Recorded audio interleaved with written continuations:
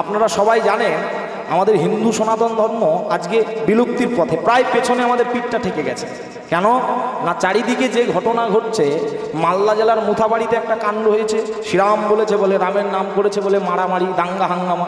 কিছুদিন আগে কাশ্মীরে একটা হয়েছে, তাই না? কাশ্মীরে এমন হয়েছে, যারা ঘুরতে গিয়েছিল, যারা পর্যটক, সেই পর্যটকদের ধরে ভারতবর্ষের সৈনিকদের পোশাক পরে তাদের প্যান্ট খুলে তাদের দেখেছে তারা হিন্দু না মুসলিম। তাদেরকে জিজ্ঞাসা করা হয়েছে তোমরা হিন্দু না মুসলিম, তারা এক কথাই বলেছে যে আমরা হিন্দু। তাদেরকে জিজ্ঞাসা করা হয়নি তুমি বাগদি, চামার, কাঙাল, ব্রাহ্মণ, ক্ষত্রিয়, এসব জিজ্ঞাসা করা হয়নি। জিজ্ঞাসা করা হয়েছে শুধু হিন্দু কিনা। যেই বলেছে হিন্দু, সঙ্গে সঙ্গে শ্যুট করা হয়েছে।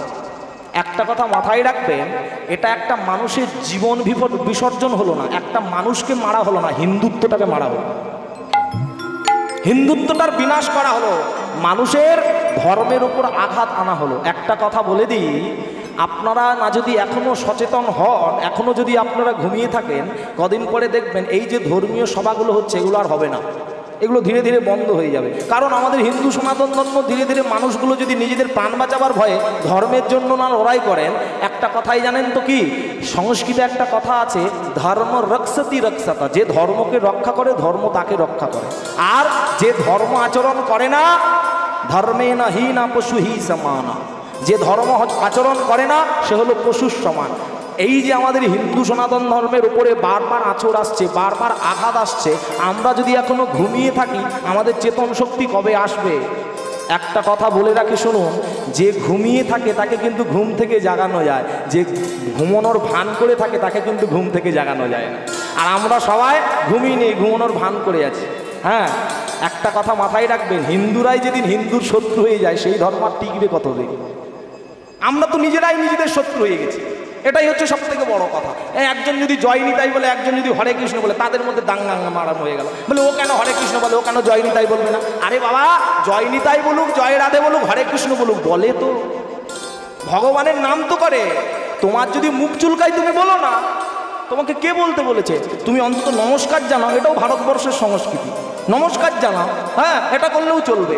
আরে সে বলে তো, না বলার থেকে তো বলা ভালো। একটা কথা বলি, মাথায় রাখবেন, মাঝে মাঝে না ধর্ম বাঁচাতে গেলে, যেমন রুটি আর সরকারের মধ্যে একটা মিল আছে, কি জানেন? রুটিকে যদি বেশিক্ষণ আগুনে রাখেন, রুটিটা কিন্তু পুড়ে ছাই হয়ে যাবে। আর তেমনি সরকারকে যদি এক সিংহাসনে বেশিক্ষণ বসিয়ে রাখেন, জনগণ পুড়ে ছাই হয়ে যাবে। তাই মাঝে মাঝে রুটিকে যেমন পাল্টাতে হয়, এমনি সরকারকে তেমন মাঝে মাঝে পাল্টাতে হবে। তবে দেখবেন ভারতবর্ষটা ঠিক থাকবে, ধর্মের দেশ থাকবে, না হলে পুড়ে ছারখার হয়ে যাবে। নিতাই গৌর হরি বল হরি বল। হ্যাঁ, সবাই মিলে একটু আমরা ভারত মাতার নামে জয়ধ্বনি দিতে পারে কি? বলো ভারত মাতা কি, ভারত মাতা কি, ভারত মাতা কি।